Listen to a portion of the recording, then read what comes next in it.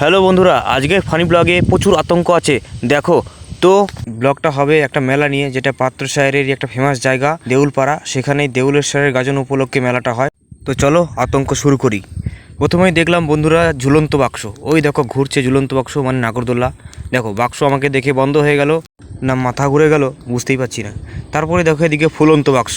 হ্যাঁ বন্ধুরা, এটাই সেই ফুলন্ত বাক্স। এর মধ্যে বাচ্চারা লাফালাফি করে হাত পা ভেঙে নেওয়ার চেষ্টা করে, কিন্তু পারে না।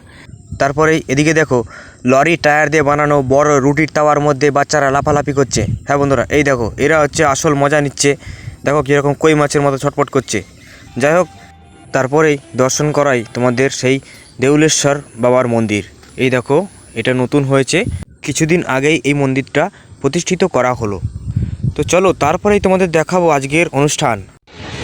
অমর সঙ্গীত একটা গান হোক ম্যাডামের। অর্কেস্ট্রায় এসে দেখি এই দাদা ম্যাডামকে কী সব বলছে। যাই হোক, তারপরে দেখো শুরু হয়ে গেল মহালয়া। হ্যাঁ ওই দেখো বড় রুটি নিয়ে মহালয়া হচ্ছে। আবার দেখো জিমনাস্টিক করতে যে পড়েই গেল মনে হচ্ছে। যাই হোক, এরপরে বাহুবলীর সিন দেখে নাও। হয়ে গেল বাহুবলী সিন। এরপরে দেখে নেবো শ্রীকৃষ্ণের সুদর্শন চক্র। এই দেখো চক্র ঘুরছে। যাই হোক চক্র সিন হয়ে গেল। এরপরে একটু এরা স্টাইল মেরে নিল। তারপরে হবে হেলিকপ্টার শট। বন্ধুরা এই দেখো হেলিকপ্টারের মতো ঘোরাবে। এই যে শুরু হয়ে গেল চরকি, ঘুরলো। ঘুরতে ঘুরতে ঘুরতে ঘুরতে পড়বে না বন্ধুরা, পড়বে না। তারপরে বন্ধুরা মহালয়া শেষ, ত্রিশুল টিশুল নিয়ে ওরা বাড়ি চলে গেল। এর মধ্যেই একটা ফ্যানের সাথে দেখা হয়ে গেল। এই দেখো পুচকে ফ্যান বলছে আমি তোমাকে ফলো করি, আমি তোমাকে চিনি। আমি বললাম আচ্ছা, তাহলে তোমাকে অসংখ্য ধন্যবাদ। তারপরে চলে গেলাম আমি দেউলেশ্বর বাসনালয়। হ্যাঁ বন্ধুরা, মেলায় থালা বাসনও বিক্রি হচ্ছে। ইনি আবার দেখো থালায় মুখ দেখে নিচ্ছেন। যাই হোক, যা করছে করুক। এই করতে করতে চলে এলাম পাপড়ি চাটের দোকানে। দেখো এই ভাইয়ের কাণ্ডটা একবার দেখো। হ্যাঁ এই বড় ছেলেটা তো ভালো, আমাকে হাই হ্যালো করছে। আর ওই ছোটো মালটা দেখো কী করছে। ওই দেখো নাগ ইন্ডিয়ান্স দেখাচ্ছে আমাকে। এবার এত লজ্জা পাচ্ছে, লজ্জায় একবারে ঘুগনির তাওয়ার নিচে চলে গেছে। গরমে ছেঁকা খাবি রে। তারপরে বন্ধুরা চলে এলাম বাদাম শেকের কাছে। হ্যাঁ বন্ধুরা, দেউলেশ্বরের গাজনে বাদাম শেখবাবু এসছে। এই দেখো এই হচ্ছে শেখবাবুর দোকান। এখানে আইসক্রিম, বাদাম শেক, লস্যি সবই পাওয়া যায়। তারপরে নজর পড়লো আমার হালদার ফুচকা স্টল আরডি ভিডিওগ্রাফিতে। এখানে ফুচকা স্টলের সাথে ভিডিওগ্রাফি করা হয়।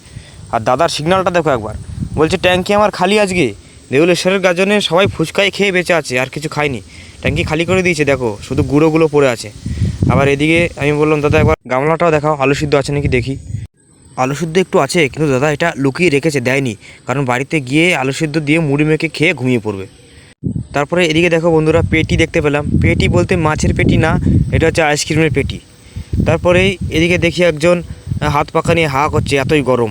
হ্যাঁ সত্যি এত গরম যে হাঁটলে মনে হচ্ছে আমরা যেন আগুন সন্ন্যাসী, যাদের গায়ে আগুন জ্বলছে। তারপরে এদিকে দেখো শেখের দোকানে শেখবাবু চিরুনি কিনছে। দুবাইতে বোধহয় চিরুনি নেই, এখান থেকে কিনে নিয়ে যাচ্ছে, ওখানে যেয়ে মাথা আঁচড়াবে। যাই হোক বন্ধুরা, ব্লগটা কেমন লাগলো অবশ্যই কমেন্ট করে জানিও। আবার আসবো ফিরে এখনকার মতো, বাই।